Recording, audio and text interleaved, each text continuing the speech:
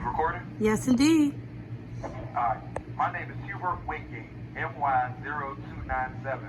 I was wrongfully convicted in an injustice system of conviction at all costs instead of justice. I was sentenced to life plus 20 years for a crime that I could prove with court records and physical factual evidence that I did not do. On October 22nd, 2014, prosecutors stated that I allegedly shot the victim behind the left ear in the victim's third floor apartment. There was no fingerprints, no DNA, or physical evidence that linked me to this crime scene. Exhibit 1. This is a legal affidavit from a credible alibi stating that on October 22nd, 2014, between the hours of 9 and 9:30 p.m., I arrived at their home. She states that I fell down her steps, spraining my ankle, where she gave me Tylenol, wrapped my ankle, and gave me crutches, and then I went to sleep, never leaving her house. The problem with this is that my attorney or detectives never spoke to, interviewed, or even called this witness to testify in court for my defense. We also can prove that I was on crutches from the testimony from the victim's sister. Exhibit 2. Oh, forgive me. This states that after her brother was missing, I helped her with the storage unit and my foot was messed up, and that I was on crutches. Then it seems that she realized what she said. She switched her story, saying that her brother was alive. Exhibit 2B.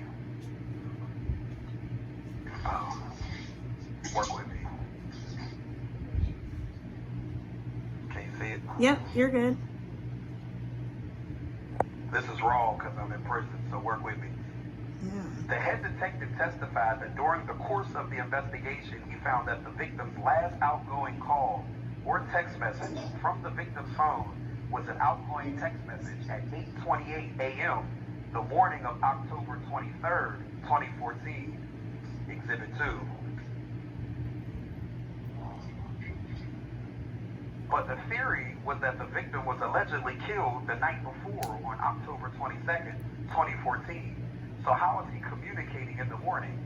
8:28:57 a.m. to be exact, and another at 8:14:08 on the morning of October 23rd, 2014.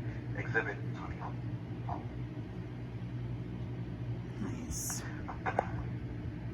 But wouldn't that physical evidence kill the theory that the victim was killed October 22nd, 2014?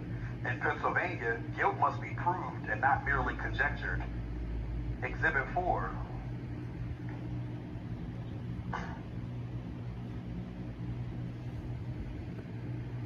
This is a printout of my phone records, including cell tower location.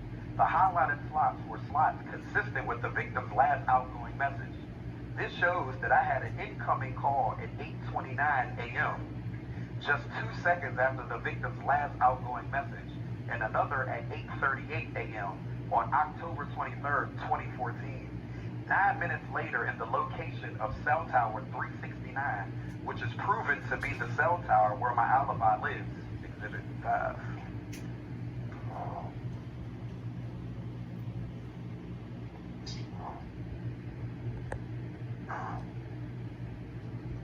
Exhibit 6 is a map